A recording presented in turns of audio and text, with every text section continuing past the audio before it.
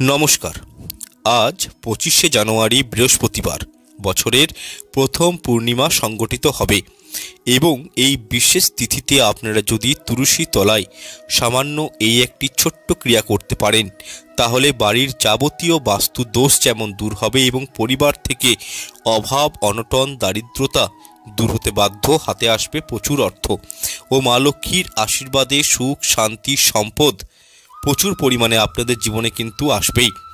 বছরের এই প্রথম পূর্ণিমাটির নাম হলো পৌষ পূর্ণিমা বা ধন্য পূর্ণিমা। এই পূর্ণিমা তিথিটি যে কোনো গৃহস্থ পরিবারে মা লক্ষ্মীর প্রাপ্তির জন্য অত্যন্ত গুরুত্বপূর্ণ একটি পূর্ণিমা। সুতরাং এই পবিত্র দিনে তুলসী তলায় এই ছোট্ট একটি উপায় করলে মা লক্ষ্মীনারায়ণ ও তুলসী মায়ের আশীর্বাদ সারা বছর কিন্তু আপনাদের জীবনে থাকবেই। এছাড়াও পরিবার থেকে দুর্ঘটনা বিপদ আপদ রোগ জ্বালা এগুলো কিন্তু অনেকাংশেই দূর হবে। দেখুন, প্রত্যেকটি হিন্দু হোক বা আমাদের বাঙালি পরিবারে কোনো গাছ থাকুক বা না থাকুক, একটি তুলসী গাছ কিন্তু বা একটা তুলসী মঞ্চ অবশ্যই কিন্তু থাকে, তাই না? এবং এই তুলসী গাছ শাস্ত্রমতে বলুন বা আমাদের আয়ুর্বেদিক শাস্ত্র মতেই অত্যন্ত উপকারী একটি গাছ। আর আমরা প্রত্যেকেই এই তুলসী মায়ের প্রত্যেক দিন জল ধূপ ও প্রদীপ দেখিয়ে নিত্য পুজো করি। আর শাস্ত্র কি বলছে? শাস্ত্র বলছে তুলসী গাছ গৃহে থাকলে কোনোভাবেই বাস্তু কিন্তু খারাপ থাকে না। বাস্তুর যাবতীয় নেগেটিভিটি বা অশুভ জিনিসগুলো তুলসী গাছ কিন্তু শোষণ করে নেয়। যাই হোক, যে উপায়টি আপনাদেরকে আমি করতে বলবো সেটি আজ বৃহস্পতিবার পৌষ পূর্ণিমা তিথি চলাকালীন তুলসী তলায় উপায়টি করবেন। দেখুন, শাস্ত্র মতে বৃহস্পতিবার হলো প্রভু নারায়ণ ও মা লক্ষ্মীর পূজা আরাধনার দিন এবং এই বছর এই পূর্ণিমা পড়েছে কবে? বৃহস্পতিবার। তাই এই পূর্ণিমা তিথিটি আমাদের কাছে অত্যন্ত একটি পবিত্র তিথি। যাই হোক, উপায়টি কিভাবে করবেন সেটা আপনাদেরকে আমি সুবিস্তারিতভাবে জানিয়ে দিচ্ছি। আমি বিনম্র অনুরোধ করব ভিডিওটি সম্পূর্ণ দেখুন এবং ভিডিওটি ভালো লাগলে লাইক কমেন্ট শেয়ার করতে ভুলবেন না এবং চ্যানেলটি যদি ভালো লেগে থাকে সাবস্ক্রাইব করে 5 টাকা বেল আইকনটি অন করে রাখবেন।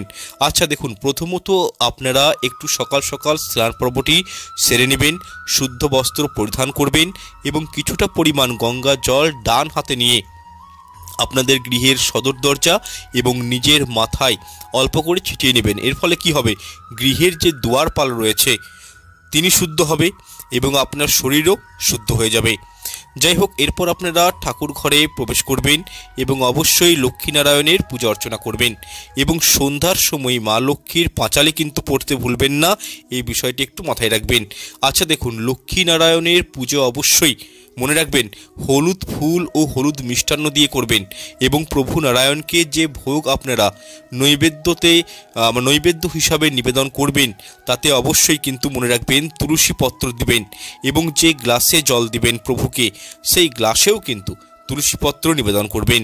কারণ দেখুন, তুলসী পত্র ছাড়া শাস্ত্র বলছে প্রভু শ্রীকৃষ্ণ বা প্রভু নারায়ণের পুজো কিন্তু সম্পূর্ণই অসম্পূর্ণ, কখনই সম্পূর্ণ হয় না, অসম্পূর্ণ রয়ে যায় তুলসী পত্র ছাড়া। এবং অনেকেই দেখবেন একটা বিশেষ ভুল করে থাকে, তারা কি করেন? মা লক্ষ্মীর চরণেও তুলসী পত্র নিবেদন করেন, কিন্তু শাস্ত্র মতে এটি নিষিদ্ধ। মা লক্ষ্মীর চরণে কখনোই কিন্তু মনে রাখবেন তুলসী পত্র নিবেদন করবেন না।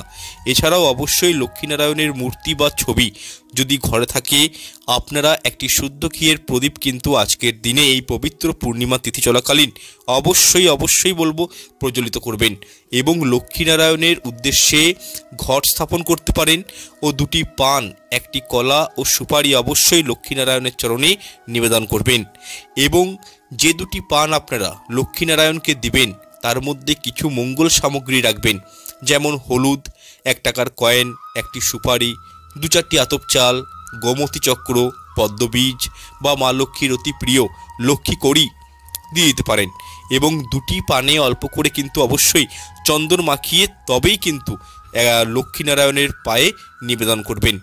দেখুন, এই মঙ্গল সামগ্রীগুলি গৃহস্থ পরিবারে সুখ শান্তি সমৃদ্ধিকে বৃদ্ধি করতে অনেকখানি সহায়ক হয়, তাই এই বিষয়টি একটু মাথায় রাখবেন। আচ্ছা দেখুন, যদি আপনারা এতগুলো মঙ্গল সামগ্রী যেগুলো আমি বললাম যদি দিতে না পারেন সেক্ষেত্রে অন্তত চেষ্টা করবেন 3টে সামগ্রী দেওয়ার। যেমন হতে পারে দেখুন, পান, আতপ চাল, সুপারি বা লক্ষ্মী কড়ি এই 3টে কিন্তু অবশ্যই দেবেন। এরপর আপনারা যেভাবে লক্ষ্মীনারায়ণের পুজো অর্চনা করেন ঘরে, সেই একই নিয়মে পুজো অর্চনাটি কিন্তু সম্পন্ন করার চেষ্টা করবেন। এবং পুজো হয়ে যাওয়ার পর আপনারা মঙ্গল সামগ্রীগুলি যেগুলো পান পাতার উপর রেখেছিলেন সেগুলো তুলে নেবেন এবং লাল শালু কাপড়ের মধ্যে ওই মঙ্গল সামগ্রীগুলি ভালো করে রেখে গিঁট দিয়ে দেবেন এবং যে নৈবেদ্য ভগবানকে দিয়েছিলেন তা ভোগ হিসাবে পরিবারের সকলের সাথে কিন্তু বিতরণ করবেন।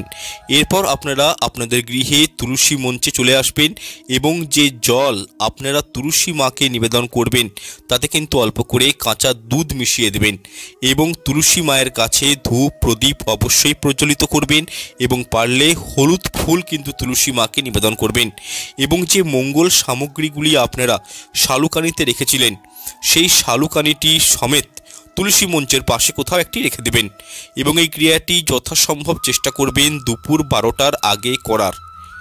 যাই হোক, এই ছোট্ট একটি ক্রিয়া আপনারা আজকে পৌষ পূর্ণিমা তিথি চলাকালীন করে দেখুন। এর ফলে যদি আপনাদের বাড়ির বাস্তুতে কোনো সমস্যা থেকেও থাকে তা অনেকাংশেই কিন্তু দূরীভূত হবে এবং কোনোভাবে কোনো প্রকারের নেগেটিভিটি বা অশুভ শক্তি আপনার গৃহে কিন্তু প্রবেশ করতে পারবে না, যার ফলে আপনাদের শরীর স্বাস্থ্য ভালো থাকবে, পারিবারিক আয় উন্নতি বৃদ্ধি পাবে, সংসারে সুখ শান্তি এগুলো কিন্তু বজায় থাকবে।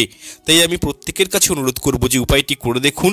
কিছু দিনের মধ্যেই নিজেরাই অনুভব করবেন যে আপনার জীবনে প্রভু লক্ষ্মীনারায়ণ ও তুলসী মায়ের কৃপায় হারানো সুখ শান্তিগুলো ঠিক ফিরে এসছে। যাই হোক, অনেকেই প্রশ্ন করেন যে তুলসী গাছ কোন দিকে রাখা উচিত। দেখুন, বাস্তুশাস্ত্র এই মতে বলছে যে বাড়ির যেটা উত্তর পূর্ব কোণ সেখানে কিন্তু তুলসী গাছ রাখা উচিত এবং তুলসী গাছে যখন তখন কিন্তু জল দেওয়াটা উচিত নয় এবং রবিবার দিন তুলসী তলায় প্রদীপ দেখাবেন না। এছাড়াও তুলসী গাছে জল দেওয়ার জন্য সবথেকে উত্তম সময়টি হলো প্রাতঃস্নান করে সূর্য ওঠার পর জল নিবেদন করা এবং শুদ্ধ বস্ত্র পরিধান করে, কিন্তু হ্যাঁ, ভেজা কাপড়ে কখনোই কিন্তু তুলসী গাছে জল নিবেদন করতে নেই। যাই হোক, এই বিষয়গুলো ছোট ছোট বিষয়, এগুলো কিন্তু একটু আপনারা অবশ্যই কিন্তু মাথায় রাখবেন। যাই হোক, আজকের এই ভিডিওটি আমি আর দীর্ঘায়িত করছি না, উপায়গুলো আপনাদেরকে বলে দিলাম। আচ্ছা, যারা ফ্ল্যাটে থাকেন তারা তো নিশ্চয়ই বেলকনিতে বা ফ্ল্যাটের কোনো জায়গায় তুলসী গাছ রেখেছেন, সেখানেও আপনারা কিন্তু এই উপায়টি করতে পারেন। এই একই নিয়ম একই প্রসেসে এই উপায়টি করবেন, আপনারাও কিন্তু বেনিফিট পাবেন। যাই হোক, ভিডিওটি কেমন লাগলো আমি অনুরোধ করব যে কমেন্ট সেকশনে কমেন্ট করে আমাকে জানাবেন। যদি এই রিগার্ডিংস কোনো প্রশ্ন মতামত থাকে সেটিও বলবেন, আমি আপনাদের সত্তর উত্তর দিয়ে চেষ্টা করব। এবং চ্যানেলটি ভালো লেগে থাকলে অবশ্যই অনুরোধ করছি সাবস্ক্রাইব করে পাশে থাকা বেল আইকনটা অন করে রাখবেন। ঈশ্বর প্রত্যেকের মঙ্গল করুক। নমস্কার, ধন্যবাদ।